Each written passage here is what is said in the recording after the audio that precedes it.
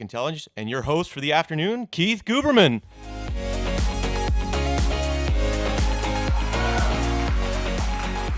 Thank you. We have a live audience here of individuals.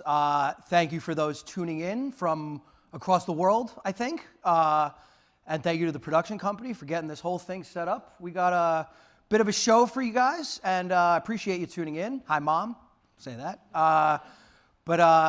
Yeah, let's get to it. Trying to have a nice afternoon here. All right, I'm going to give you the whole agenda, even though I think the majority of you are at home or at work and watching this and won't be able to participate in the dinner and drinks this evening. But we have the live webcast portion. That's going to be the panels that you can watch today and learn something from our esteemed guests. Then we're going to, we got this whole thing here. So we're going to do a film session that we'll release at a later date with a whole bunch of people that are fantastic. And I'm excited for the whole thing, to be honest. Excuse me. And then we got dinner and drinks this evening. So it's going to be two components to this event, the inaugural Pontiac Summit. The first thing is going to be a product announcement, and the second thing is going to be these wonderful folks that we have here. And I thank Chris, Tor, Matt, and David, who are all right here, for joining today, and hope that you, the audience, will get to enjoy some of the conversation we're having. If you're in advertising, I think it's pretty good, to be honest. Goal of today, a lot of words on this slide for those at home. Two goals, okay? The first thing, we're making a major product announcement for Pontiac, okay? Pontiac is a technology platform. I'm about to bore you with this in a minute. But there's the component where we're making a pretty big announcement. So that's why I wanted to have a production, have the first summit, and use this as an opportunity to tell the world about something that we built that's kind of cool. And then the second thing, and I think a lot of the reason that people are going to watch, I would think, is that we have some very smart members of the business who are active buyers and sellers of ad space. And I'm going to have them up here, and we're going to try to talk and learn a little bit from them. I sure have just doing these practice runs, to be honest with you. So two pieces, 1, 2. Let's get to one. Pontiac Intelligence, this logo with the feather, has been developed for 7 years by the engineers at Programmatic Mechanics, which is a trading desk service-based organization. We buy media for all types of people. Programmatic Mechanics started years ago building Pontiac. Pontiac is a demand-side platform. You can use it to buy media space as a self-service portal, okay? Now, this has been a long run, so Pontiac's got a lot of pieces, okay? This is a picture of it. We got this platform. Some people are probably in it right now. And if you're toggling between that and this live summit, I say thank you. Okay, so Pontiac's been 7 years, okay? It's a DSP that can buy any programmatic piece over the Xandr bidders. So we say that as in over the technology to access everything that they have, and they access the world, basically. But we also built it over Vistar Media for a digital out-of-home portion of the platform where you can target billboards across America and Canada and the world. And then we've also built a cookieless research tool, which is a little bit foresightful, that I think will become more and more important as we kind of go into the identity revolution, or whatever you want to call the post-cookie era. But the fourth piece is the exciting part that we're all here for today. So I will say, drum roll, please. Thank you, Matt. We have built a bidder. It plugs into CTV inventory, but as opposed to just being experts that use these DSPs and the DSP over Xandr, we have built a CTV bidder where we are the pipes, we are the DSP, and we can do some really cool things using that. But the announcement, new logo for the bidder portion, that's the point of today. So, the bidder, yay!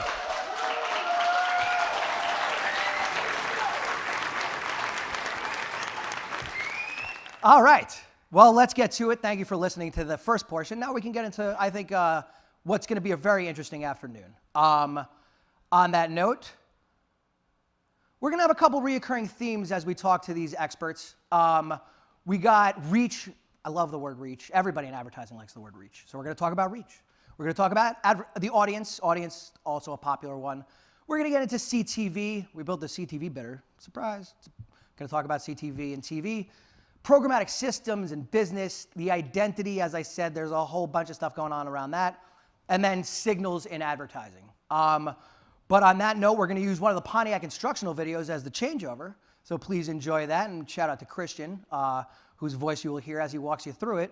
But we'll get started with the first panel right when we come back.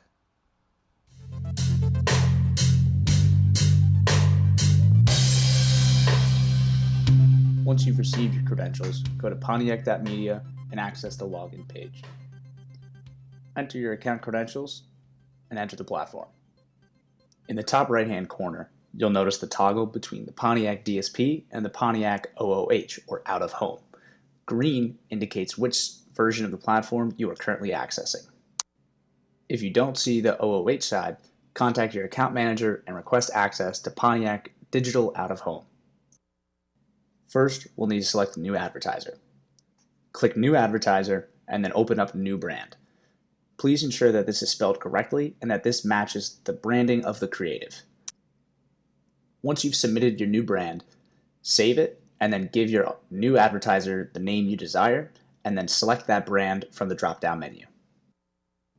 Once that advertiser has been created, you can now enter that advertiser and begin to set up your campaigns.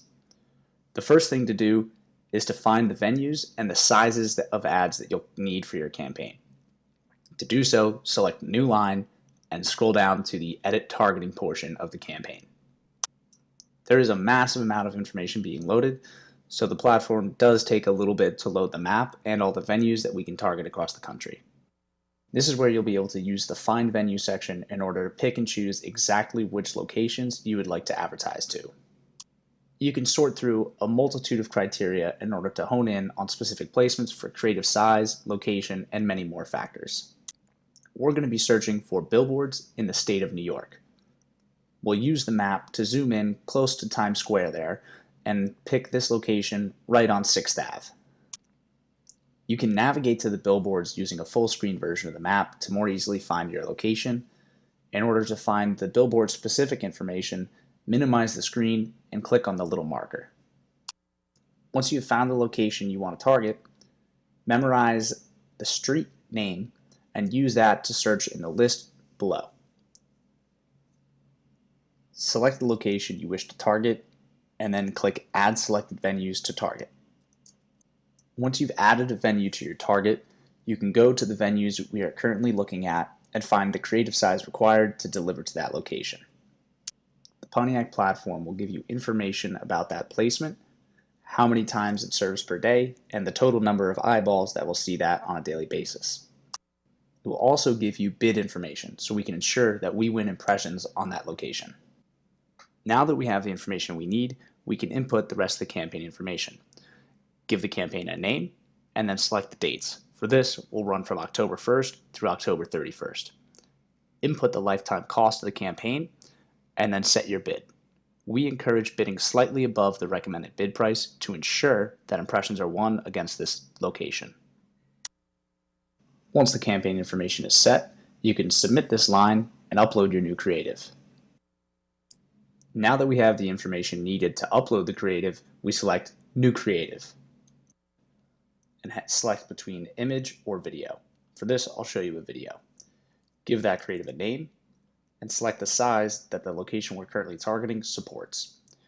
We were using an 864 by 2304. For the meantime, for the 15-second videos, enter 15 for the duration and then choose your file. Once that has been completed, save the creative.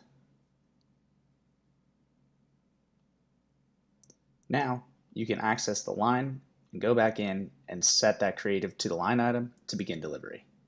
Setting up the campaign is great, but now we need to see the actual delivery from the campaign. Access the Reporting tab of Pontiac, select Reporting Interval. We're going to look at 30 days here. Click Update Reporting so that all the metrics will load. You'll see quick delivery information such as total impressions, spend, the average CPM, and then the spot price, which is the price per play. You can view reporting breakdowns from venue types of each of the specific venues you've selected, the owners, so that way you can see which providers are giving you the best placements, and then zip code breakdown, showing you how much you've delivered to each location. The impression numbers will have decimals as they are averages. You can also view the state map to show a larger picture of which states you've delivered in. All right, welcome back. Today, and here I have Chris and Tor with me. And we're going to be talking mostly about CTV. We call this the buy side segment, well, I guess you guys are representing the buy side. I guess that's the idea. Let's do some introductions, if that's okay. Cool. Chris. Great. Thanks for having me here. My name is Chris Luna. I'm Senior Global Media Manager on the Consumer Business Group at 3M. That is Minnesota Mining and Manufacturing. I've been there almost a decade now. Came from the small agency side locally for about 6.5 years and started the first internal digital media team in the history of 3M within our Consumer Business Group. So yeah, we're very hands-on keyboards. We kind of run a hybrid model where we work with local agency on traditional media, but we are trying to be as self-sufficient as possible all the time. Fantastic, thank you. And Tor? I just learned what 3M stands for. Yeah, that there was you go. interesting. Hey folks, I'm Tor Tillert. I'm the lead for TV buying, TV marketing at Shopify. It's a global role. My background is primarily in ad tech. Did a lot on the buy side, done some on the sell side. Now I'm lucky enough to be able to tie those pieces together and sort of work towards making commerce better for everyone. Fantastic. Different companies, but that's what we're here to talk about today. Give me linear television, the dominant form of advertising for 50 plus years. You have an approach. Can you tell the audience a little bit about how you think about buying it, Chris? Absolutely. Yeah. So at 3M, we have highly iconic, highly loved brands. We really try to balance efficiency and effectiveness. We don't try to push too far on the efficiency side. I think we all know cheap CPMs don't always equal good media. So we're constantly trying to balance that efficiency and effectiveness to really win the hearts and minds and stay top of mind for consumers at the big times of year. Back to school, holiday, 3M products really play a role in people's lives all the time. That makes sense. Brand's been around a while, and some of the brands you're talking about, Scotch Tape, Post-it. Yeah, so we have a few really big brands, Post-it Notes, Scotch Tape, Command Hooks, Scotch Painter's Tape, Scotch Brite cleaning products, Filtrete furnace filters, and a handful of others. Hard, materials and things of the such. A little bit different on your end of the spectrum, but tell us a little bit about how you go about framing up television and buying it on the linear side before we dig into the other stuff. Yeah, the TV programs, it's fairly new for Shopify. I think when you think about the sort of run up and during the pandemic, it was a lot of folks were like looking for ways to make additional revenue streams, and now we're sort of trying to take advantage of those sort of tailwinds and sort of expand our reach with TV. So for us, it's all about starting out, trying to get reads on genre shows, build out almost like a playbook. So fill out the data so that we can start to sort of fine tune that and improve our efficiencies. So we're sort of in a different part of the journey from 3M. Right, but the idea of audience, yours more along the lines, I guess, of like potential entrepreneurs, like second business, and yours being back to school products and other home items generally. When you're talking about reaching your audience and like finding the people that you are trying to influence, are you able to take some of the way that you think about linear and apply it to CTV, or do you use a different strategy? I'll look at you, Chris, first. Yeah, I think we use what we do in linear as the foundation of our CTV strategy and then really try to build off of that, right? So, typically within CTV, we can go a little bit deeper than in linear with regard to purchase-based segments, even dipping into, endemic programming where we can. So we really try to use it to augment what we're doing in linear. I think we know linear skews a lot older, CTV skews a lot younger, so we're really trying to play the two off of each other and push a little bit further and modernize ourselves with what we're doing in CTV. That's awesome. Yeah. Do you take some of your approaches from linear and apply, or is it different? Tell us a little bit about how you approach. Yeah, it sort of depends on the inventory you're looking at. If you're thinking about like live inventory on CTV, right? Like that's obviously extensible to what you're doing in linear. If it's video on demand, you have some different options you look at. I think our target audience, we want to think that anyone can become a merchant on Shopify, but for a lot of folks, it's about timing So we also have to try to figure out, we have an audience that's a little bit smaller than a CPG sort of opportunity, because it's really about trying to figure that out. We're trying to get in front of them when they're thinking about building a business, or when they're ready to do that, when they're sort of got that idea in the back of their head. So we also think about reach, and because our audience is a little bit smaller, we want to make sure that we reach as many of those people as possible. So sometimes I think about, maybe I want to, instead of using data for positive targeting, maybe I want to sort of eliminate a group of folks I think maybe aren't ready for the message. So there's like two avenues you can kind of come at this. Yeah, there's in the business in general, an obsession with like targeting the right audience, but and we've discussed this. I'm gonna ask you to elaborate on it, but like, so using data to make sure that you're not reaching people kind of outside, kind of the bottom up, or the using data to try to keep the audience defined. Can you tell me a little bit about how you think about that? Like do you optimize towards just focusing on the positive segment, or can you try to minimize people that aren't going to be effective, if that makes sense? Yeah, the first easy part of this, once you have a program running and you have some data coming through, is just to like look at where you're seeing those conversions, what are the similarities, build like a lookalike model, right? So that's one of the approaches that works really, really well. I think third-party data, a lot of the sources of third-party data sort of still based in the cookie realm, and they're trying to extend that to CTV. So I tend to be a little bit hesitant about just activating third-party segments that have a taxonomy where it looks like it's, there's clearly salespeople picking some of the names for some of these segments. So if you can take some audiences that just aren't ready for the message, or just aren't going to be part of your core audience, that usually leaves the audience you're reaching as sort of like a bigger extensible audience than necessarily like trying to fine-tune on that one segment that's going to rule them all. And it's very well said, because the accuracy of these data segments, and that could be its own show. But like, you don't have to worry about that as much if you're using it as like a way to keep out people that you're quite sure would not receive the message. And I think that there's definitely something to that. Do you use similar method? How do you approach audience targeting on CTV? Yeah, we've been trying to move to a model. It's been called the movable middle. I think the Mobile Marketing Association has talked about it quite a bit in the last few years. Kind of eliminating those folks that are really frequent buyers, and then the folks that are on the other far end of the spectrum that probably will never be buyers, right? So we're trying to get into that, like I said, that movable middle. It's really hard for us to get signals, as a large CPG that we don't have any direct to consumer. It's a lot of regression modeling, marketing mix modeling, match market tests, things like that to see what works. But we like the idea of that strategy of being able to, like you said, kind of push out the folks that really aren't going to make sense and drop efficiency. That makes sense. You said something I want to go back to, which was live CTV versus on demand. Yeah. They equal in your mind? Not equal? What's the? Give me a little thought on that. They both have place. I think the viewing experience, the way that the viewer is preparing to watch live TV. You can still pause in these apps, right? You still have that ability, even with live TV. But I do think there's a difference in sort of when someone's sitting down for like live TV. A lot of that tends to be sports, tends to be news. Whereas on the video on demand side, I think you have a lot more entertainment. So we're looking for patterns. Like that's what we're looking for. This is an area where the industry still doesn't pass a signal that often. Sometimes because you're buying it from DirecTV or from someone else. That's going to be live from a vMVPD, but sometimes you're not sure. So just trying to make sure you get those signals so you can start to find those patterns. Because there may be one, there may not be one, but you just want to have that in your system so you can start to make better decisions. I would think as this continues to evolve that the live piece that I'm betting that's going to start going at a premium. Yeah. And I think that's why we see these massive companies buying the live sports stuff. Yep.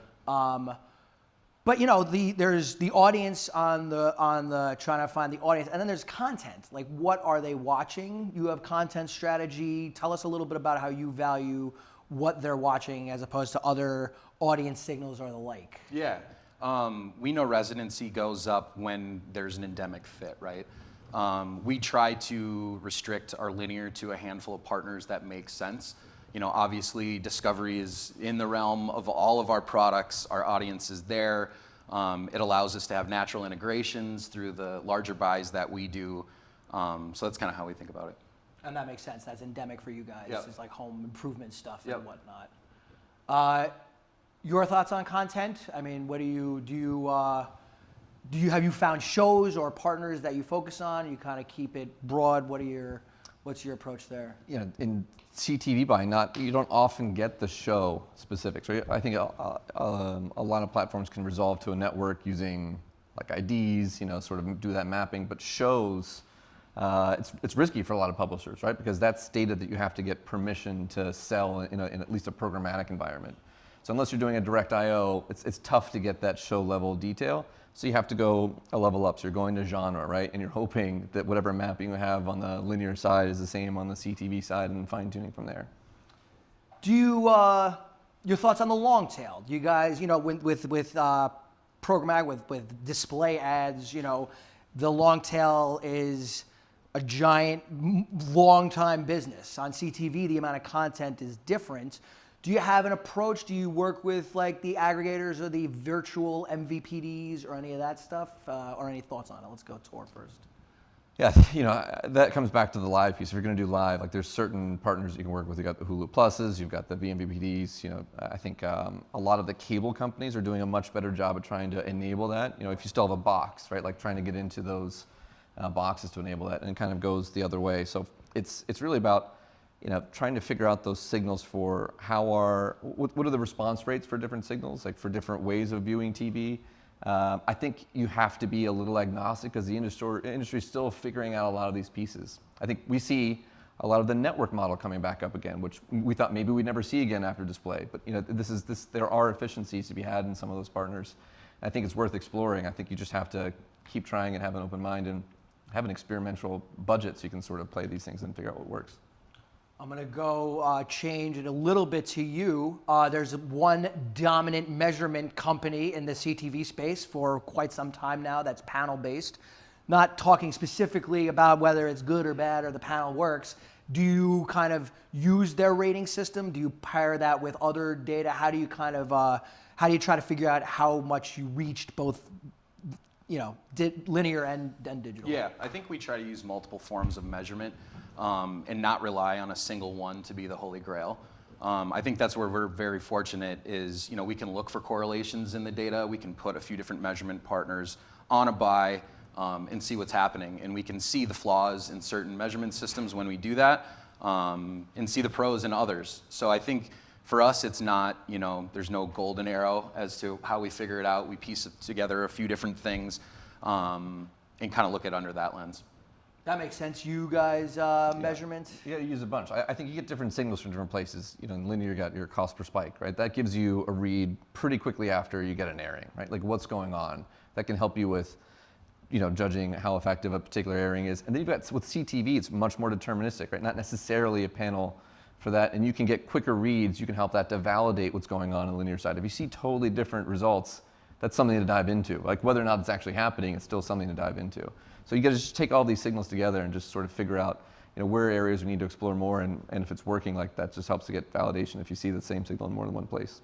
I mean, signals are going to be the topic as we have, you know, with the CTV, identities are all different and all basically hidden, right? Yeah. There's no one-to-one targeting there, so there's like IP-based kind of like workarounds and all that. But as we kind of see this evolve, like, it's going to get more complicated. There's going to be more signals and more tough things to try to read. We know that in the press right now, and there's a lot of people doing kind of the retail media groups, and that's because they can see cash register data and try to tie that through with like some identity partners. But there's a lot of them. Every store's got it now. You've probably dealt with this a little bit. Tell us kind of your first impression of kind of working with these retail players. You've probably done it for years actually, but like a little bit on the retail media network explosion we're seeing. Yeah, I like where it's all going, where they're, you know, creating the ability for us to be self-serve against their data segments, and even pre-selected inventory that they deemed is quality for their brand to actually sell or for us to appear on. So I really like the promise of it. I mean, you know, for a CPG like us, like I said, we can't see the conversion happen. We can line up these segments within our buys and start to be able to see week by week what's happening, make adjustments, and it starts to feel a lot more real time. So I'm really excited about the explosion of retail media. I think it's going to be a major game changer within the next few years here. And we're already seeing them become dominant players, from their ad tech to their entire ad sales operations. So I'm personally really excited about it. At 3M, I'm trying to bridge the gap between brand and shopper and bring those things closer together, because I don't think it's very black and white anymore. I think there's a lot of gray area in there. I think the things are going to change in ways that we might not have expected, and I think that's okay. I know how you explain this. I'm going to ask you to do it for the audience, but brand versus shopper. So you do brand advertising and then you do shopper advertising. Can you explain the difference? Yeah, so brand is more, promoting the brand nationally across all retailers and driving the reasons to believe, our big idea. Shopper is a little bit closer to home, closer to activation, maybe catching someone as they're walking in store or pushing them in store or, through displays and things like that. And the hard-hitting stuff like search and display through the retail media networks, that's more on the shopper side. So it's a funnel thing. Yeah, so it's a funnel. I mean, brand up here, shopper down here, but now those lines are getting blurred. It's all coming together, which really excites me.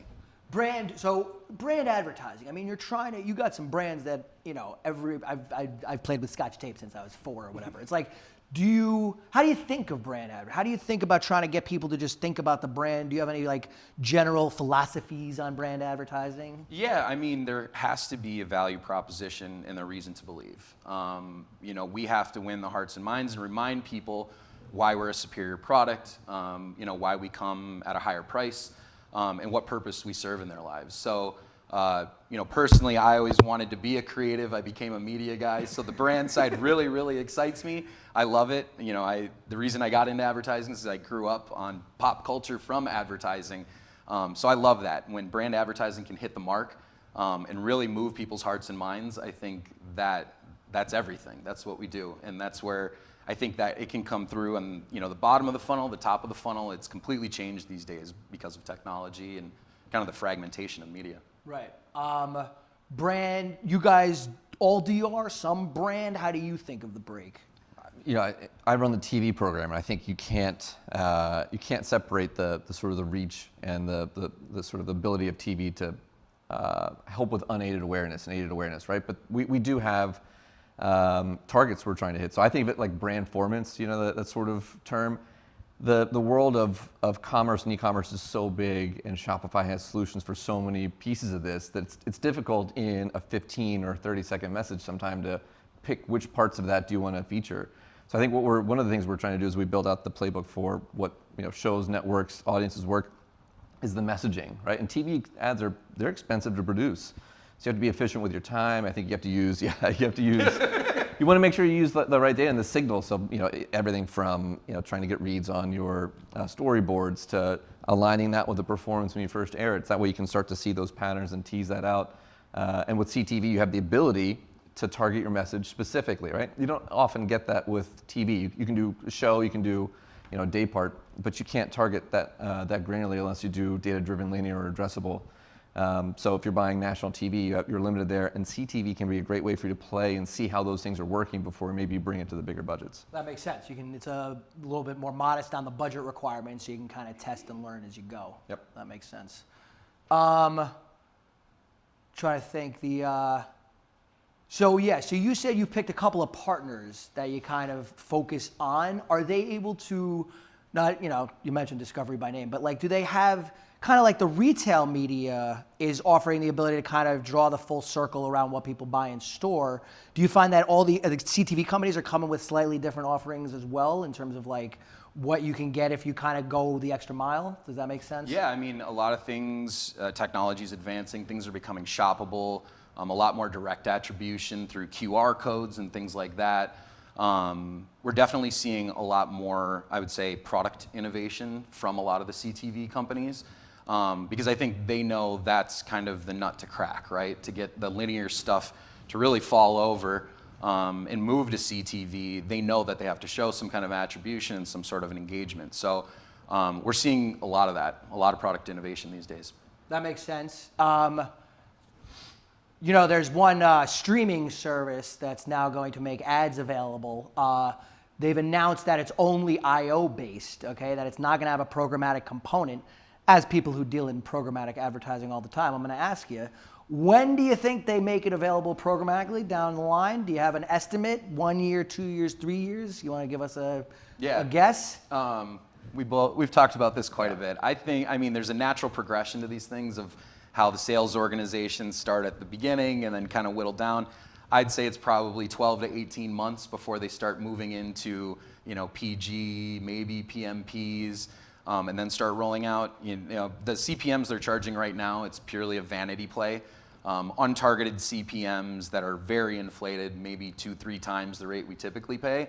But we've seen this before, and we're going to see it again. And it's constantly happening. So I know you have a lot of thoughts on this as well. There's so many interesting things you can do with server-side ads and search. And I think just charging those rates for an untargeted like CPM, I think is they're brands that want to be there, and I think there's a place for them. Eventually, it will probably go to programmatic. It's interesting to watch this happen again for anyone who's been in the industry long enough. PG being the barrier to entry to test this out. That's a fairly big commitment when you're not really sure. Programmatic guaranteed. Yeah, right. Yeah, programmatic. It's like a fairly big commitment. It's not massive, but it's still to get a barrier, like to get entry, and then you want to test. I think it would be really, really interesting if we could start with more of a PMP with some guardrails.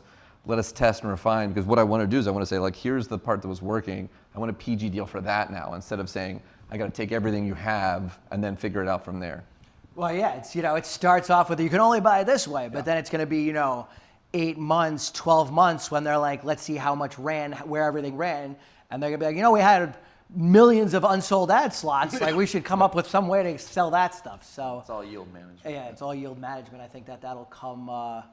And yield management's kind of an approach that buyers take too, in terms of like how you get the most out of your budgets in general. I guess we'll do one more question on kind of that. Is there CTV and video advertising in general? Do you do most of your stuff with that? You find it works better with brand? Do you do much display or any of that? But like, where does video register in terms of your overall package? Yeah, I mean, we have brands of all varying sizes and budgets. I would say our bigger brands, we try to lead with the linear CTV mix, which is constantly evolving. We've gotten to a place where we're almost at a 50-50 mix now between linear and CTV for our big brands. With our smaller brands, we really try to go very hardworking in influencer and social. That kind of takes place of display for us. So we don't run a lot of display. But yeah, it's kind of this moving, I would say, target with regard to our total video budgets as to where they're going to fall. Again, we're dealing with economic uncertainty, lower budgets. So sometimes, the price for entry for linear might be too high, and it might, it could make sense for the target, but it might not make sense for the business. So we're contemplating a lot of those decisions these days.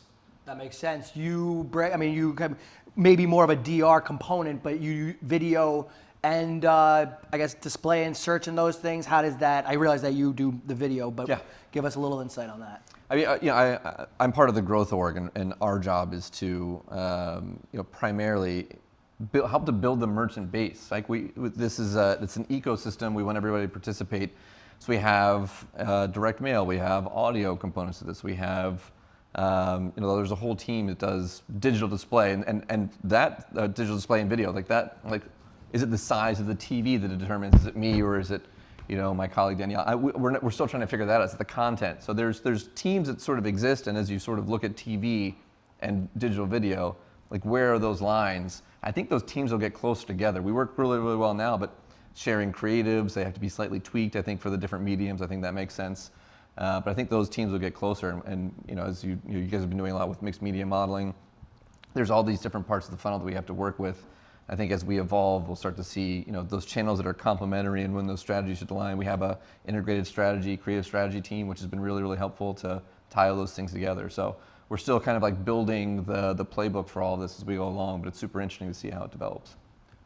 Guys, I want to thank you for being the first panel of the inaugural Pontiac Summit. But thanks so much, both of you, for joining.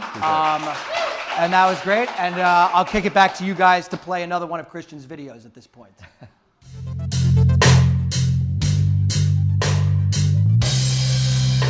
Hi, and welcome to another Pontiac Strategy Spotlight. Today, we're going to be talking about conversion pixels. We offer two types of conversion pixels. One, the standard conversion pixel, and two, the new IP conversion pixel. Before we dive into the specifics of each one, let's talk about conversion pixels in general. Conversion pixels are pieces of code that are placed on your website in order to measure events, such as form registrations, signups, and e-commerce transactions, and more.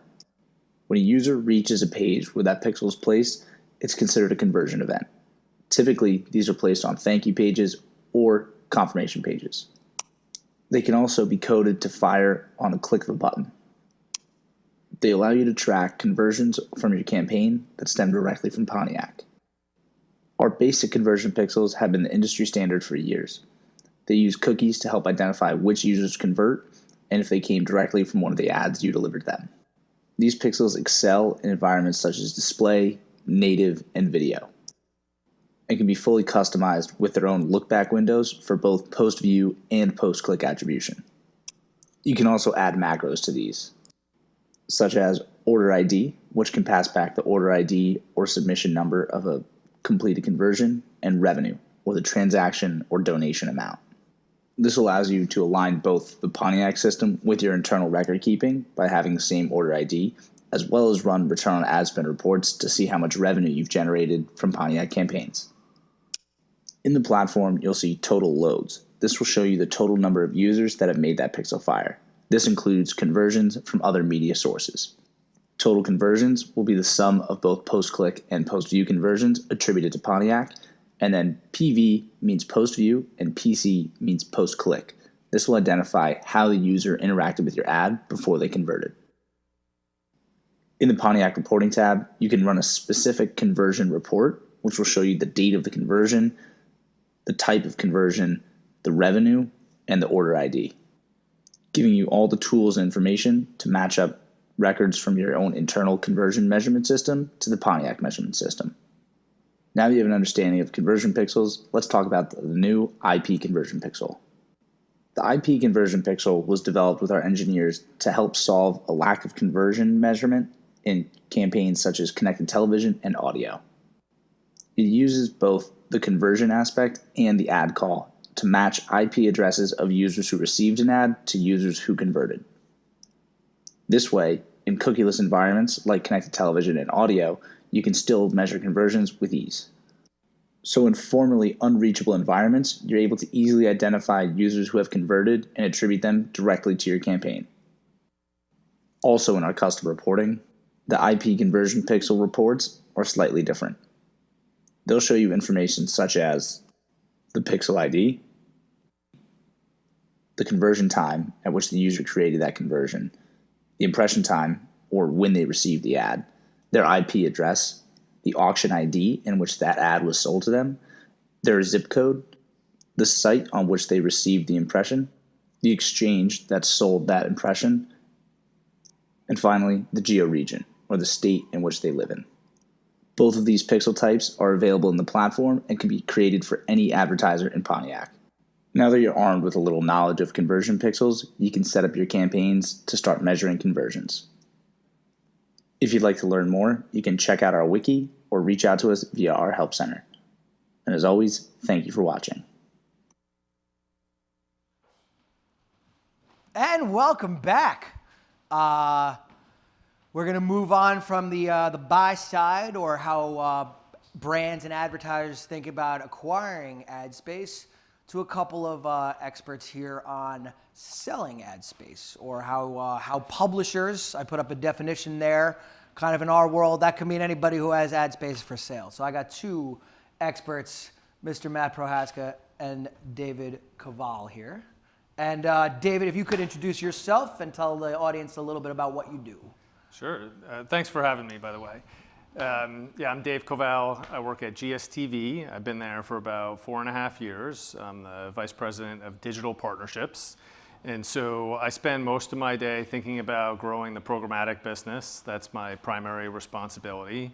And I also oversee our digital extensions product. And tell us, when you're, these are TVs mostly at gas stations and retail there. How do you think about programmatic? How do you think about programmatic? Yeah, programmatic is a huge priority for GSTV.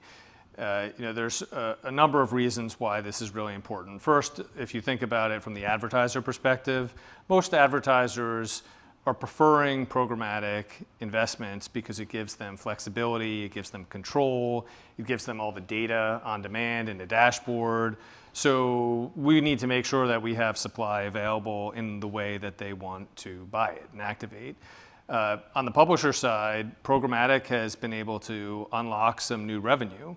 So one example is that historically our direct sales team, they weren't able to service very small clients, but programmatic can bring in that small business. So we have a bit of a long tail in the programmatic business.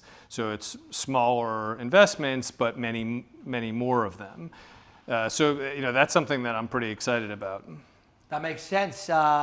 Long tail programmatic, something you know. Can you tell the audience a little bit about yourself? Yeah, sure. By the way, impressive that during the breaks for the live audience, you had a live band here. That was incredible. How did you get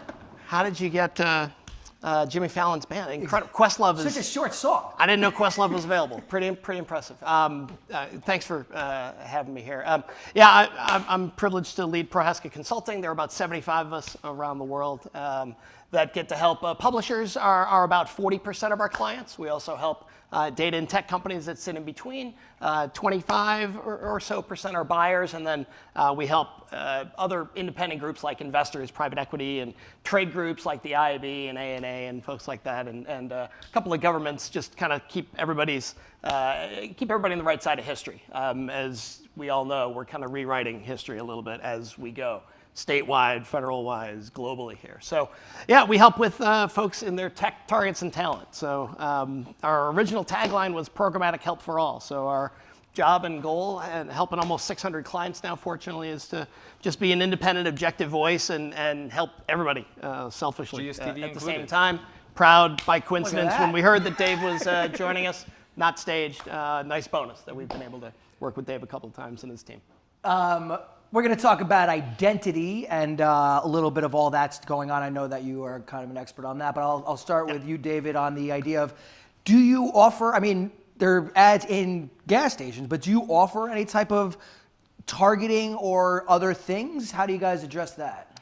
Yeah, 100%. So advertisers expect to target a wide range of audiences, and we don't expect to sell fuel purchasers as our audience. That happens to be what they're doing when they're there, but we reach over 100 million unique consumers every month. So these consumers make up all different types of audiences.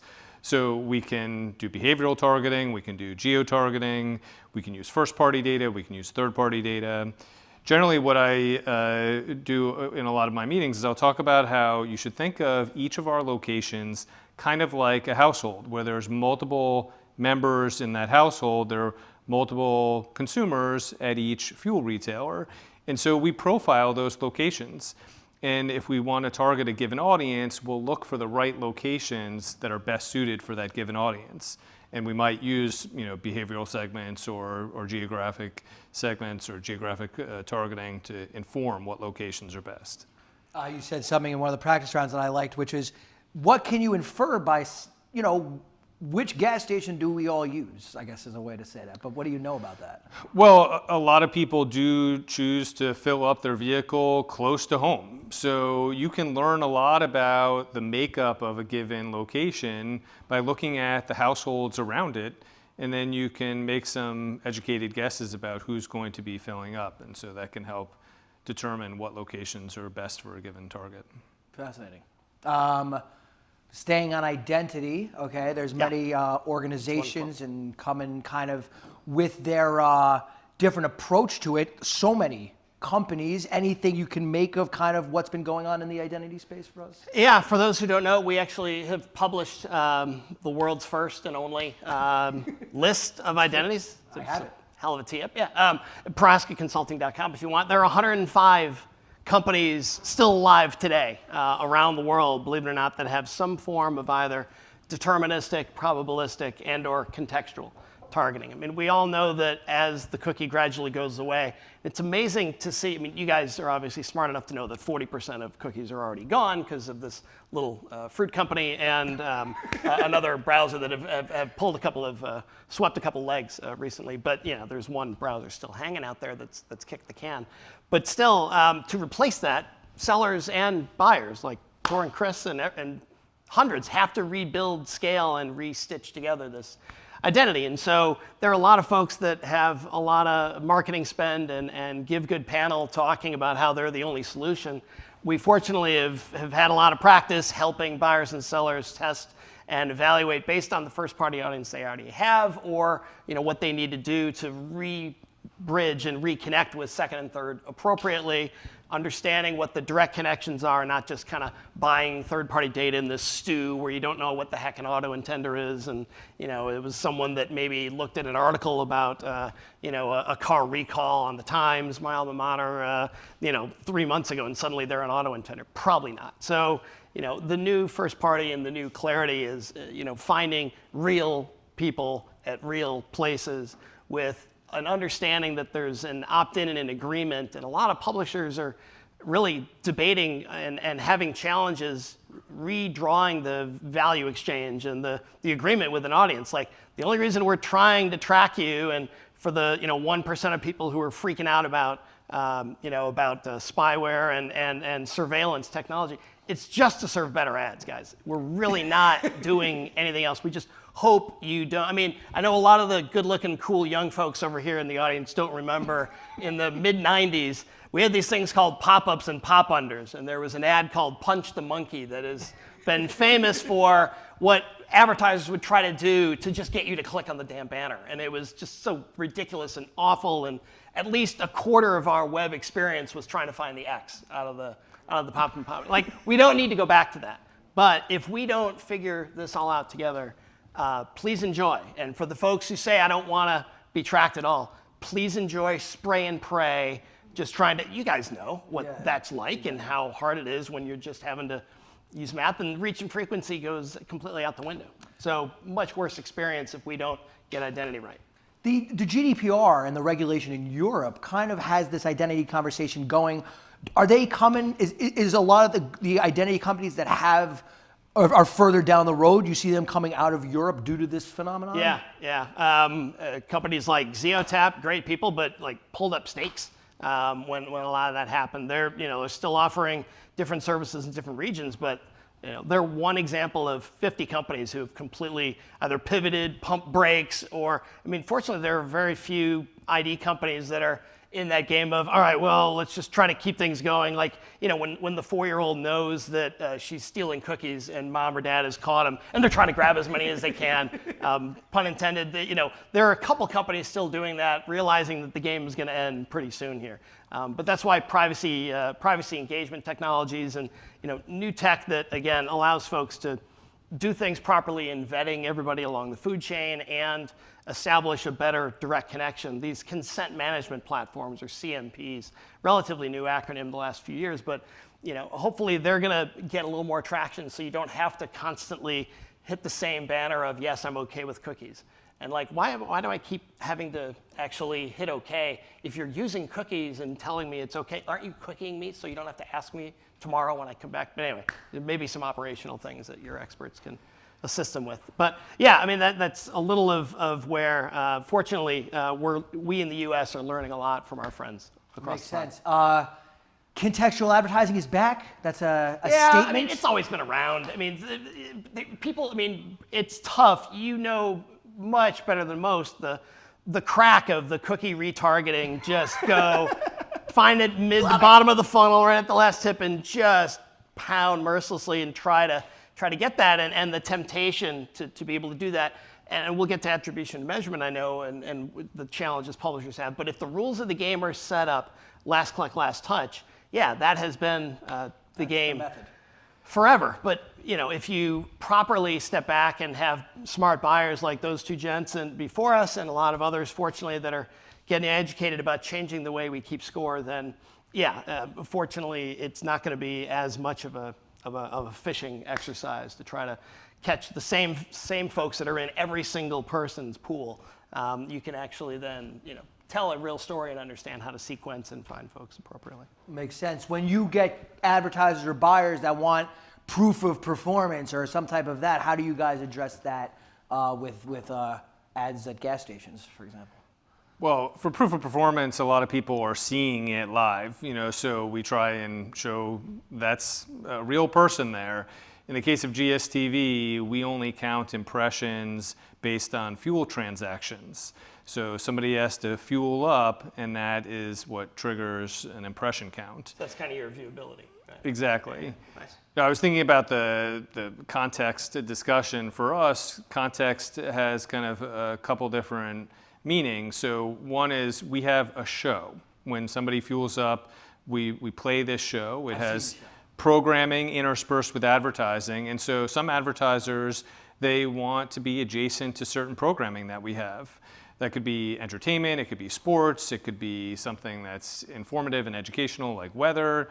So the content of the show is part of the contextual relevance, but the location itself is also probably more meaningful, because when somebody fuels up, we automatically know a lot about that person and what they're going to do. We know that they're a driver, we know they have money, we know they're spending money at that moment, and we know that they're about to spend more money, and a lot more money than people who didn't just fuel up, because you don't leave your house, fill up your car, and come home. You fill up your car in conjunction with other shopping. So our audience is going to that grocery store and they're buying more 3M products. I was going to say. And so the context really does matter in that regard, because we know what they're about to do. In a way, fueling up is like a predictor of increased spend. Fantastic. Yeah, there's a pyramid analogy where, deterministic is, top of the pyramid, high point value. You could use a bullseye as well, center, low surface area. Probabilistic in the middle, but contextual's always been the base. It always has lift when it's part of an adjacency. Just a lot of folks are remembering, we should have had that as part of our methodology going forward, right? I teed this up for the first panel. I'm going to tee it up for you. There's a company bringing ads now, a streaming service. Oh, yeah. When do you think that the curtain falls and they open it up? The levels of programmatic, Tor mentioned, it could be PG, it could be PMPs. But when do you think, and you've seen this movie before, but when do you think it starts to go, well, we should enable that? Well, it's fascinating seeing, Netflix came out with CPM estimates 2 weeks before they even hired their head of sales, Peter Naylor, who we've known 25 years, and Jeremy Gorman, his boss, both from Snap, and Rob Wilk and his great Microsoft team were just getting things going. So I don't know who sent that message out from the West Coast, but no one who has any sense of the market, maybe just a trial balloon. But some of the references, remember when that aforementioned fruit company, little history, 2015, they actually tried to sell ads on, I don't know if you tried to buy them, but it was ridiculous. They would sell iPad homepage takeover, $1 million, no impression guarantee, no audience, basically just F you because we're Apple and this is cool shit, and we have 6 slots and who wants it kind of thing. And that failed. We don't think Netflix is going to be an IO-based company and have that as their only transaction. I don't think Microsoft, who bought Xandr bought a company called Clip out of Boston, very smart CTV, SSP. There's no way that isn't included in this mix just for an ad server. So now open auction probably will take a while. And PMP probably will. It'll be PG and IO. It'll be direct. Everyone, we're on one of several missions from God, to quote the Blues Brothers. But it's direct, and everyone thinks it's direct and programmatic. It's not. It's IO and programmatic, as you guys know, but some may not. And so there's this thing called programmatic direct. So yeah, it's going to be Peter's great team, along with Rob's crew on tech and also co-selling, I'm sure, that are going to talk to your great folks and say, would you like to set up a deal? You know us, we know you. And so they'll be careful about it, but it won't be open auction. But it would be crazy to do IO only, because I doubt major global buyers and top brands that want to be part of that are going to just say okay to that forever. So 6 to 12 tops. You have a good perspective on this. I will tee you up with the same question. Yeah, it can't last long because it's not what the advertisers are going to want. And in the long run, it probably won't be what the publisher wants either, because if you open it up, you can take advantage of sort of the marketplace dynamics, and that's probably a good thing. The other thing, we'll give a shout out to Peter. Peter pre-Snap was at Hulu, basically invented the customization, pick your ad, and everything else. And I mean, so he's been through the wars of, we're only gonna, he probably doesn't want to do, we're only gonna have 6 advertisers. So imagine the consumer experience. We've all seen the problems of CTV early on when the publishers aren't that mature, and you see the same frickin' Geico ad. Just 1A, 2A, 3A. It's like they probably don't have that in their reach frequency group. Somebody screwed up. And so, from a balance of variety as well, you probably want to have more than 6 to 8 slots out there. I doubt they're going to do the exclusive automotive and shut everybody else out for a year, right? Guys, I want to thank you so very much for joining me today and going through that. And that was great. So I thank you very much. Thank you. Thank you for having us. All right. That's going to be the end of the show. So I'm going to thank all of you guys for coming. I'm going to thank our speakers, who I thought were fantastic personally. I'm going to thank the production company. We got quite a rig in here to get this all done. So, and I'll thank the audience. I thank you for watching, for tuning in to the inaugural Pontiac Summit. But I think that's going to do it for us on the live portion. So thanks again. Thank you, everybody. And, thanks for watching.